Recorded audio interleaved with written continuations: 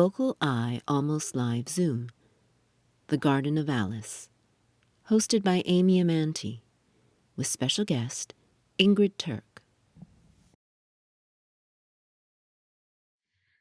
So welcome to VocalEye's Almost Live event. My name is Amy Amantea. My pronouns are she, hers. I'm the Community Outreach Coordinator for VocalEye, your host for these Almost Live events, and a member of the blind community.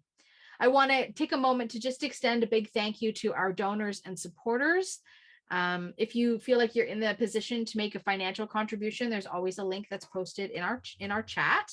But if that is not how you'd like to support us, there are some other ways that you can do that. One is to make a little video or audio testimonial, or write us a lovely letter telling us about your experience with VocalEye programming. And it certainly goes a long way when we put that out to our donors and supporters.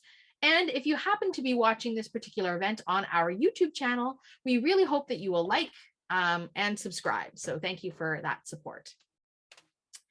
Before we continue on, I want to invite Ingrid into the space, who's going to offer us our land acknowledgement. So Ingrid, the space is yours. Thank you, Amy. My name is Ingrid, and I go by she and her pronouns. VocalEye, as many of you know, is based on the ancestral lands of the Musqueam, Squamish, and Tsleil-Waututh people. They've stewarded these lands and waters for many thousands of years. We appreciate that their stewardship has made this such a wonderful place to live, despite our having displaced them from these lands. Acknowledging Indigenous people in their ancestral territories is an important part of addressing historic wrongs done to Indigenous people here in North America. And it's part of the Truth and Reconciliation process developed by the Canadian Truth and Reconciliation Commission of 2008. The commission investigated and documented the atrocities perpetrated against Indigenous people in the colonization of North America, residential schools in particular. The commission made 94 recommendations to prevent such atrocities from happening again. And I'd like to, over the next few weeks, talk a little bit about those recommendations, also known as the 94 calls to action. So the first 5 calls are about children. They prioritize Indigenous children's welfare and seek to correct historic inequities in the education and support of Indigenous children and their families. So addressing things like the fostering system, for example. In particular, call to action number 5 invokes something called Jordan's Principle, which you may have heard referred to in the news. It's named for a little boy who lived all of his 5 years in hospital because the federal government and the Manitoba governments both refused to pay for his medical care outside of the hospital, despite there being a home in his community. They would not provide the resources for him to live there. So the principle ensures that Indigenous children have the same public supports, products, and services available that other Canadian children do. And I think more and more we're going to hear about Jordan's Principle taking the Canadian government to court. So keep your ears open. And now you know what Jordan's Principle is about. Thank you, Ingrid. It's sad to learn about that, but I think also really important for us to get involved in these 94 calls to action in any way that we can offer allyship. So thank you for that. Welcome to this Wednesday, May the 18th, 2022. Tonight, we are proud to offer you our Almost Live event number 85. Tonight it is The Garden of Alice, which is an adaptation of Alice in Wonderland, sung in English from the Pacific Opera Victoria. So this is an opera, and we've been exploring a lot of opera recently. And this is an opera that's sung in English based on a story that most of us probably know fairly well. But Ingrid's going to come back and be our guide through this process. So Ingrid, welcome back to the space. How do we want to set this up for our friends this evening? You want to tell us a little bit about Pacific Opera? Yeah, I'd love to. They're based in Victoria, as you know, and they've been around probably about 50 years.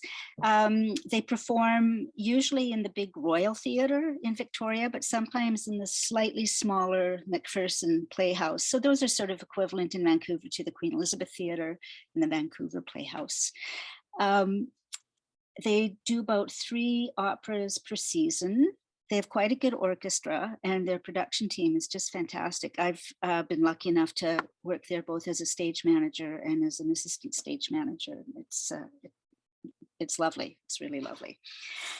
And so when COVID struck, like almost every other arts performing group that we've, encountered over the past 3 years on our evenings, they scrambled for what to do. How could they still keep their audiences engaged, keep their artists employed and their other employees employed? And so one example they liked was the televised Metropolitan Opera performances. They wanted to do something like that, only smaller, but just as good. So their artistic director came up, brainstormed a list of 36 different projects that would lend themselves to this. And they settled on this one, The Garden of Alice, because it's quite a small cast. It would be easy to keep them in a COVID bubble. They filmed in November of 2020, so really at the height of the lockdowns. So they all lived together at the Chateau Victoria. They only socialized with one another, and they rehearsed and filmed in one location and produced this little gem of an opera.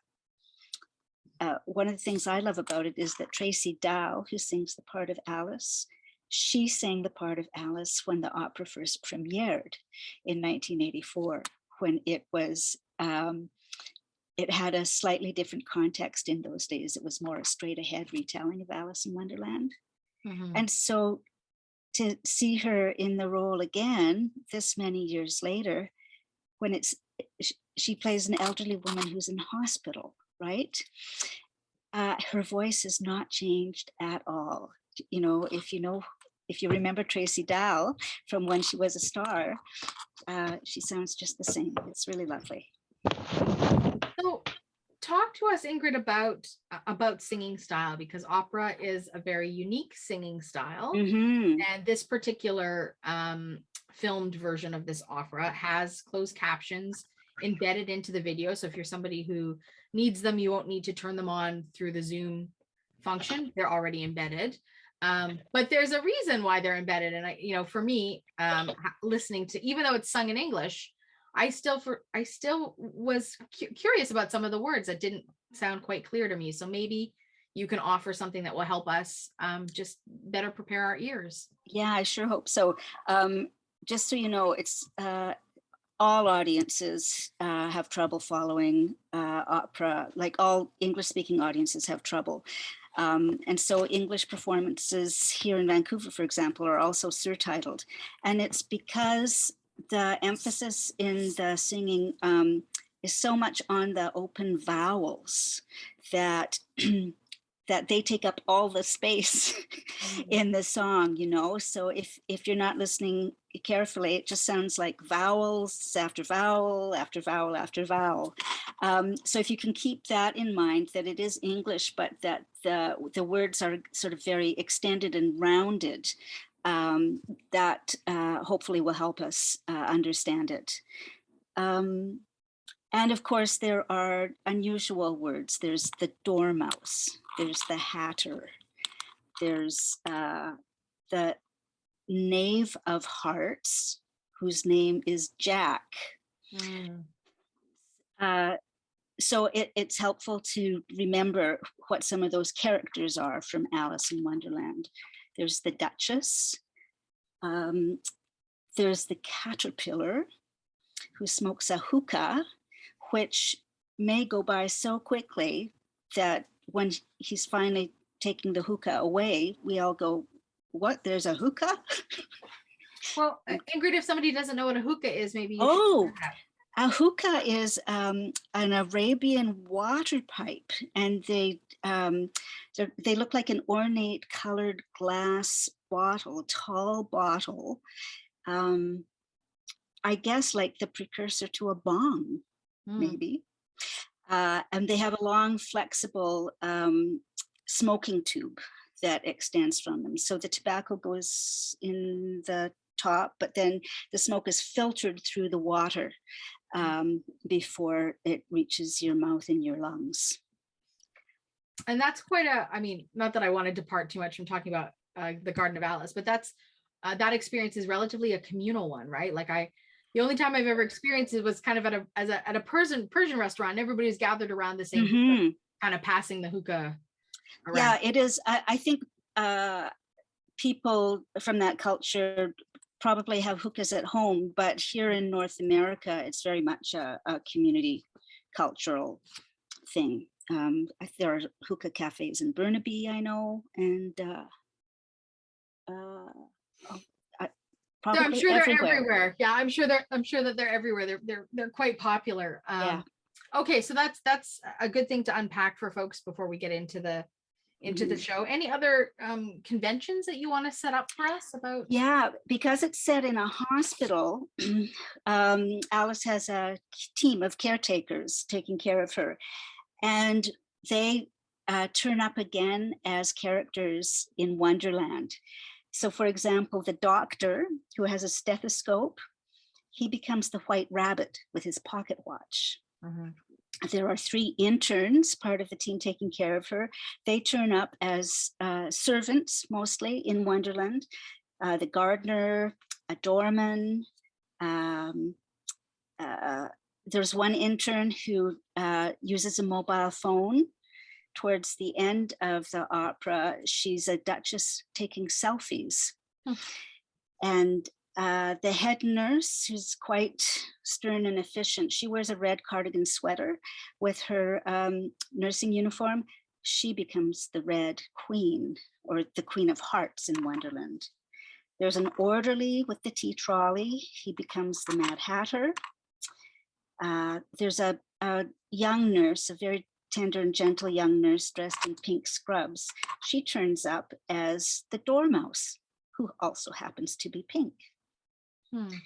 And finally, there's a janitor, and he turns up in Wonderland as the Knave of Hearts. And as I said, he's also called Jack.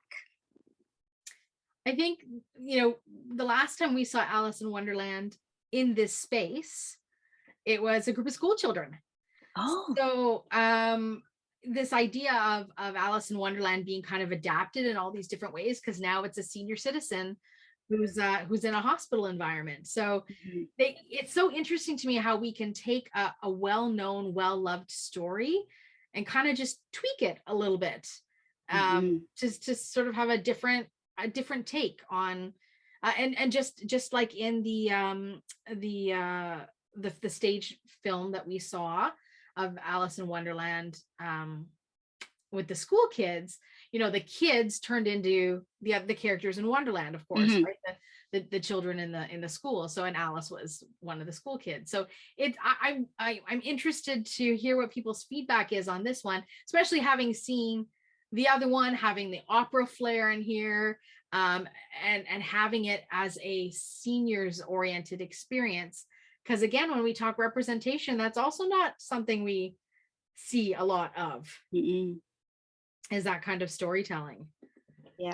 Yeah, it's quite interesting. So when we do our Q&A with you at the end, you'll be back to share with us more about Pacific Opera, about the opera itself. Any questions that folks may have, we'll try and answer in that space. But I would be really curious about what people's experiences were. Me too. I really hope everyone enjoys it. All right. Well, with that, friends, I've got 7:00 on my Pacific time clock. No dinner chimes, but on my Pacific time clock. And that means that when you're ready, Rick, can you please play Garden of Alice? Due to copyright restrictions, this feature presentation has not been recorded. Please check below for more information, including links to the material if it is hosted elsewhere. All right, everyone, welcome back. That was Garden of Alice by Pacific Opera Victoria. Let's welcome Ingrid back into the space to have a little chat about this opera piece. Welcome, Ingrid. And friends, this is your time if you have any questions, any thoughts you want to share about Garden of Alice, maybe anything that you have questions about or want to know more about. But I'm going to kick this off, Ingrid, by asking you about the filming technique. So for some of us, we don't see the technique. For some of us, we see part of the technique. But talk to me about how this piece was filmed. It's quite interesting. Ingrid's on mute.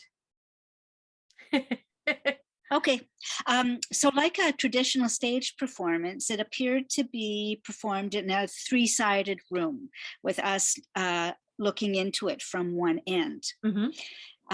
So that created the hospital room. But all of the scenes in Wonderland were done against a green screen. So there were the walls in Wonderland painted like the sky, and the checkerboard floor, and the hall of doors.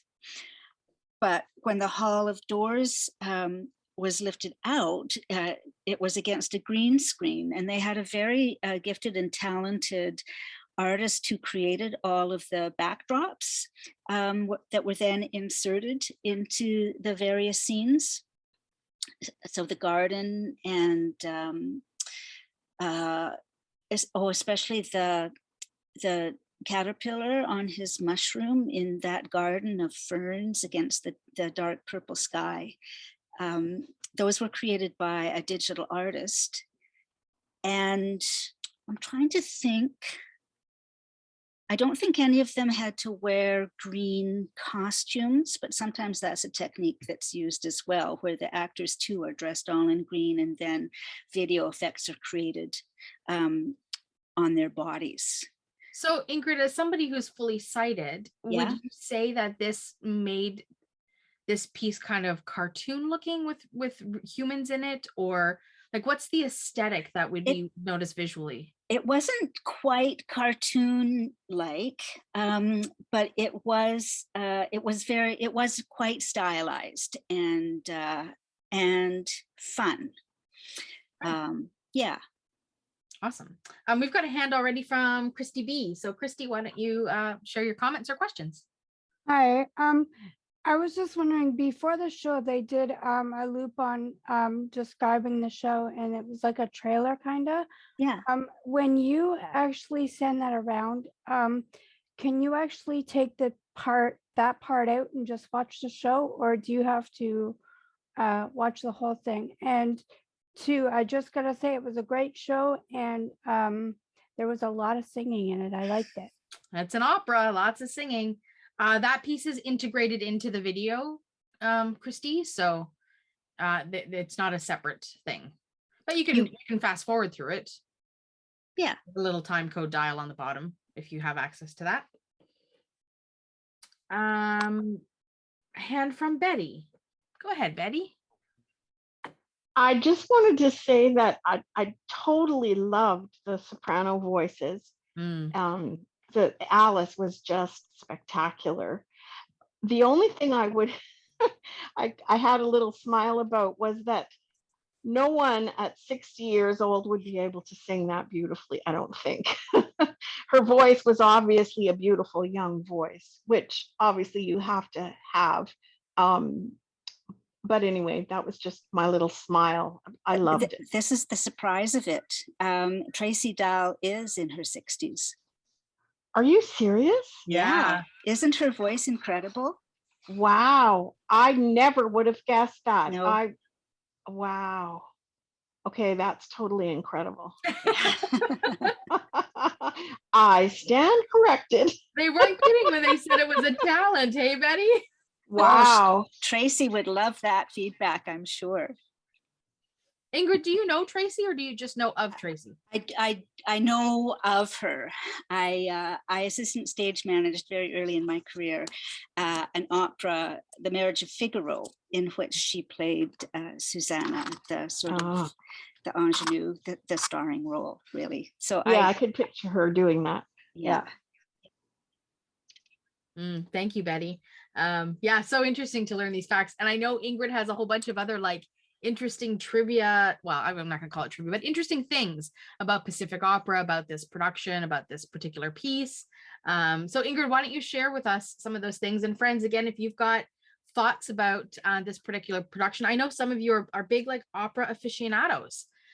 So I'd love to hear from you all what you thought of this, because this is the first time I've listened to a full opera start to finish. So I'm still kind of unpacking it. So I'd love to hear from folks. So let's let Ingrid give us a nugget, and then we'll go to Judy, and then we got a couple other hands. Well, one nugget is that Elizabeth Raum composed this. She's an oboist, and it hadn't occurred to her until she was 35 that women could be composers too. And anyway, she did this in Winnipeg, which is Tracy Dall's hometown. And so Tracy was very early in her career. She sang Alice in the very first version of this opera, and here she is, however many years later, still singing the same role, but from a different aspect. This is I think Elizabeth Raum has sort of adapted the opera 3 times to reflect changing circumstances, and in this case, I think to reflect Tracy's age. Maybe so the show was written around Tracy in some way. It feels that way, doesn't it? Yeah. Yes. Let's get Megan. Megan's got a hand, and Judy had a hand, but it disappeared. So Judy, if you want to ask a question, pop Oh, in. that was beautiful. Oh my gosh, I loved it.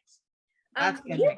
think for little kids, wouldn't the opera be would the opera of Alice in Alice's Garden be a bit hard, dark for little kids, or would it be light? This one is not, it's not too dark. The challenge for children is just having the stamina and patience with the language. I mean, the music is beautiful, but it's not very, I don't know, stimulating. No, It's not lyrical. I Like loved it though. I loved it though, like especially when you feel the emotion of the poor Hatter. You feel the emotion just go woof. I mean, you feel the like happiness, like whoop, like whoa, right? Yeah, it's like crazy. Awesome. Thank you though, that's awesome. Thank you, Megan, for your thoughts. Love those. You're welcome. Okay, Judy's got a hand back up, so give Judy a moment to unmute. And Judy can share comments, questions. Okay, I'm here. I've been fortunate enough to listen to Tracy Dall over the decades, and I noticed right away, I hadn't heard anything from her for a while, but I'm just thinking about her voice in the 90s compared to her voice now, and I just hear this rich resonance that you know what? I kind of like it better. You know, that high, fine coloratura she had in the 90s was lovely, but this voice. It's grown more rich and expressive in a way. Yes. I was just so pleased to hear her, and she looks great. She looks great for 60. She sure does. I was a little disconcerted by this production because I sort of got the impression it was sort of scary because I'm a senior, and I kind of got this feeling that it was this poor older woman in hospital terrified by creeping dementia, and that she was seeing like hallucinations and maybe terrified that she was losing her mental competence. And I found that really unsettling. So I love Alice in Wonderland, and I know when you're 60, you can't be a demure, sweet little wide-eyed Alice, but it kind of creeped me out because I got this feeling of like senility or something around what was happening. I'm sorry. I know that was putting a dark shadow on it, but that's what it conjured up for me, I'd have to say. I think the hospital setting does cast a shadow over it somewhat. There's also, you know, with the possibility at the outset with the sounds of the sirens and the the hospital monitors, you wonder, is she an older person who's had a fall and has gone to hospital? And falls can be very serious for older people. This was also partly inspired by the COVID lockdown, and at a time when we were hearing about how terrible it was to be in hospital with COVID. So, you know, there's multiple interpretations about that, but they made a deliberate choice to lighten the ending, like literally lighten the ending by letting the sunlight flood through these huge windows at the foot of her bed, and everybody, you know, lift their faces to the sunlight and sing about the beauty of the day and the garden. And she seems, that kind of saved it for me, because a lot of the time when she's wandering around and confused, and I know some senior people, and they are terrified by their dementia, and that's what it evoked for me most of the way through. And yeah, I was pretty pleased when the sun came in. and they seem to have her waking up like from out of a slumber at the end as well, like as if the whole thing had been a dream. Yeah, I think I would have been happier with the whole performance had I known she had just broken a leg or something. Right. Because most of the performance, I thought, oh, this poor woman in terror and losing it and knowing that she's losing it, you know, that was there for me throughout most of the performance. And the performance was great, like absolutely great. Everybody, the voices, just pure gold. But it was just around that little background darkness that was there for me. Well, this is what good art does, right? It asks us to ask questions of ourselves and of our experience. So I think that's a great interpretation. So thank you for sharing that, Judy. Yes, well, thank you. Thank you for a brilliant performance there. Oh, yes. Thank you very much. That was me the whole time. You're very welcome. I'm signing autographs later. Okay, thanks. Awesome. Thanks, Judy. I saw a hand from Rita and it disappeared, but I see a hand from Rachel. So let's go to Rachel, and then Rita, if you want to pop in again, let us know. Go ahead, Rachel. Hi, thank you so much. Yeah, this is my first time listening to like a contemporary opera. So I was just trying to, like, I'm like you, Amy, just trying to process it and take it all in. But I had a question about if there was anything that you could speak about the audio production of it, because I guess I'm thinking like they went in like post-production and maybe like in a studio, or I'm not saying studio, but like did like all the singing and the music together. And I was just wondering, like, when they were performing it and like the different, when they were actually filming it, were they singing or having any of the music so that they can follow along with the acting? Or I guess I was just curious about the audio production. So thanks so much. You're welcome. They recorded it in full before they started filming, and they filmed it in bits and pieces out of sequence, which is a challenge for any performers, but for singers in particular, because the conductor asked them to sing along with the recording, but in full voice, no lip syncing, because it's clear to an audience that a singer isn't fully engaged when they're lip syncing. And so for these artists to have managed to film it out of sequence in full voice and to match it so seamlessly to the recording it's very skilled and really impressive. Kind of like when you sing along in the shower to your favorite radio song, right? Like that's you're singing right on top of the song, but they don't record your voice in the space. It's the mastered production, the recorded production. But they want your facial expressions to match. They want to see you breathing. Yeah. That's a great question, Rachel. Thank you for that. Yeah, that's how you do virtual videos too. That's right. You got it. It's a very common technique in filming. Rita, go ahead. Okay. Rita's an opera aficionado. I'm interested to hear, Rita. Well, I absolutely love this. This was really great. I did have a little bit of an odd feeling, I think because I had a friend who died in hospital recently, and that made me think about that. But, so it did give me a bit of an eerie feeling, but in spite of that, it was beautiful and it was really done very well. And the thing that I really loved was that it was actually sung in English and I could get most of it. I think that maybe there were a few words that I missed because I'm used to listening for words, for in opera, especially if it's sung in a language I understand. Mm-hmm. So I really, really loved it. And the voices were beautiful. So Thank you, Rita. I think that's lovely for you. Lovely that you were able to share that yeah. with us. Yeah. Especially from somebody who loves opera so much. I really value that because again, as for me being my first time experiencing like a full length opera, I very much enjoyed it. I just have a lot of things. I have a lot of unpacking to do because I am not quite as attuned to hearing all of the words, although I got most of them, but there were some long words or some words at the ends of sentences that were harder for me to pick up. So I have to train my ear a little bit to hear those. We've got a hand from Nancy, so let's give Nancy a moment to unmute. Go ahead, Nancy.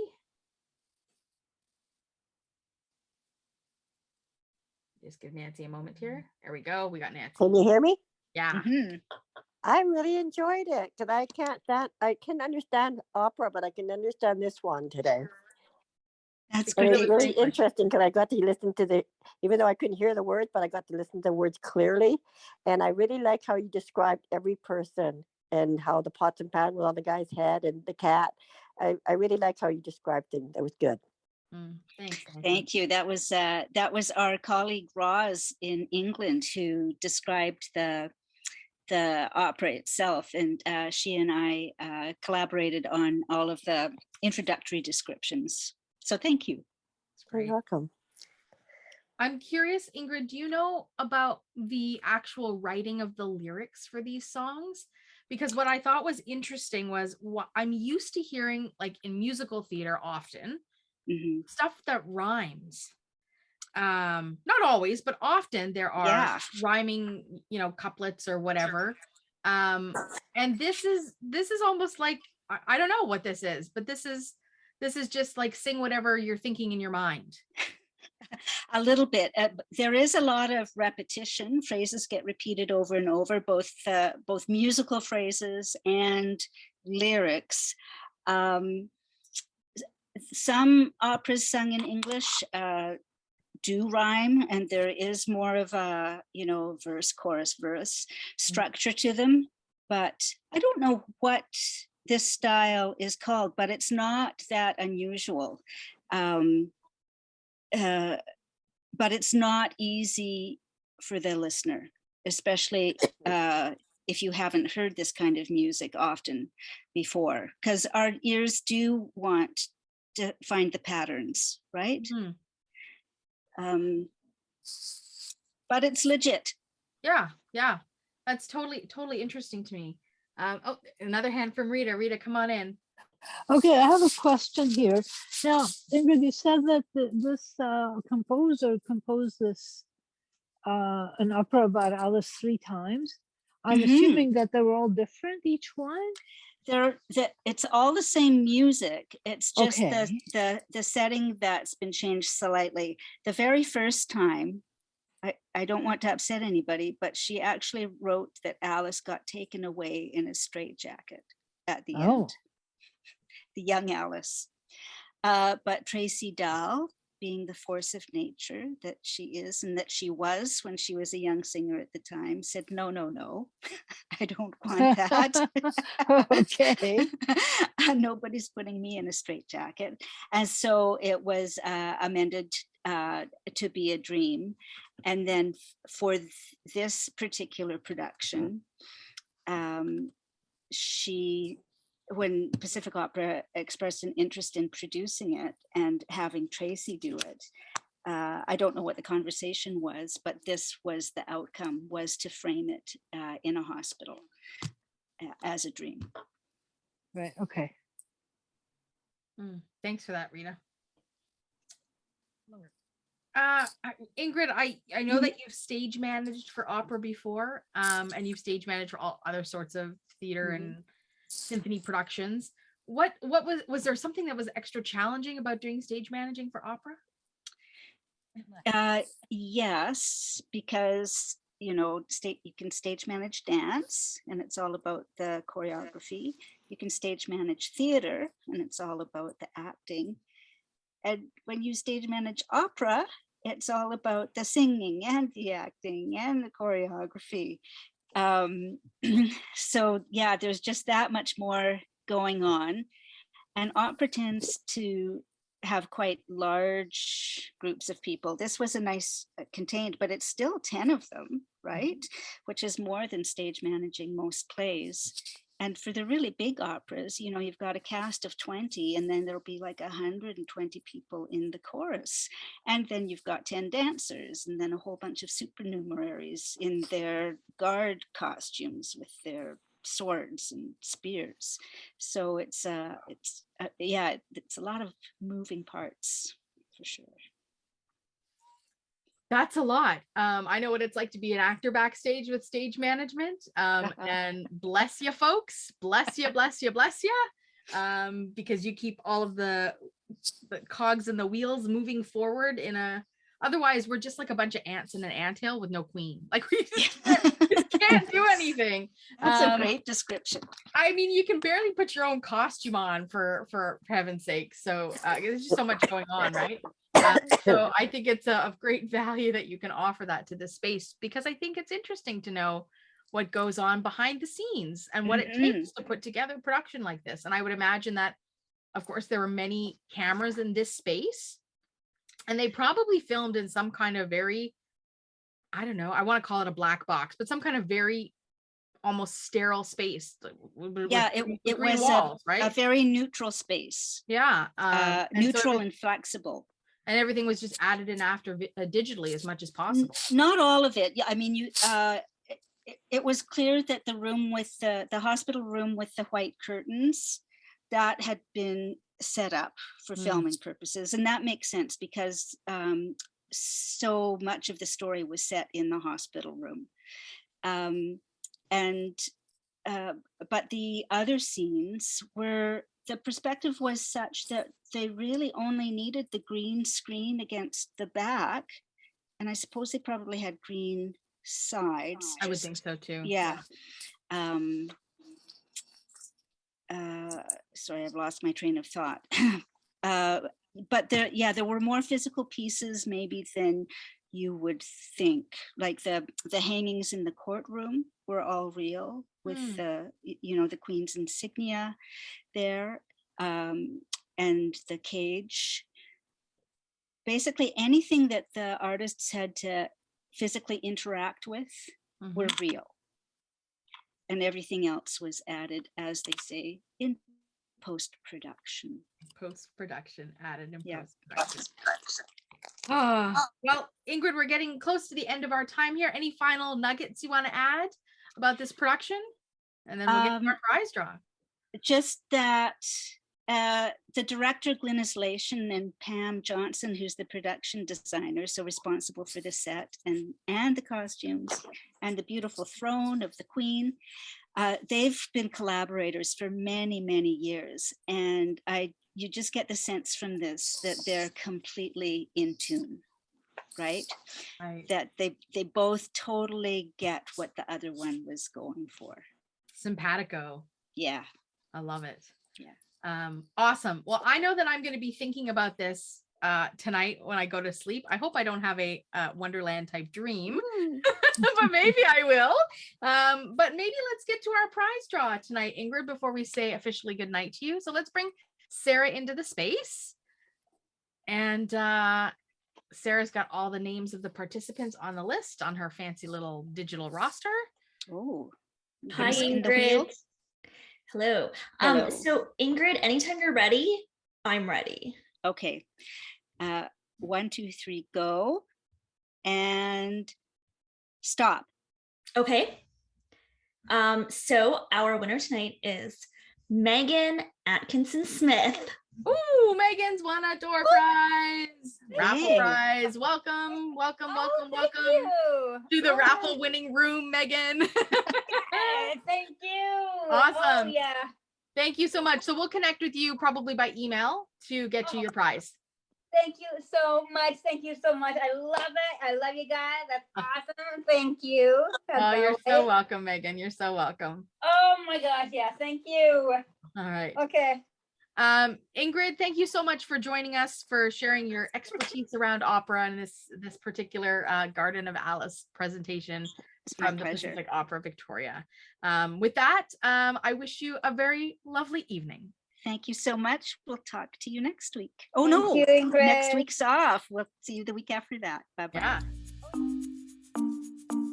VocalEye, vocaleye.ca. Special thanks to our funders, the Canada Council for the Arts, the British Columbia Arts Council, the Province of British Columbia, and the City of Vancouver.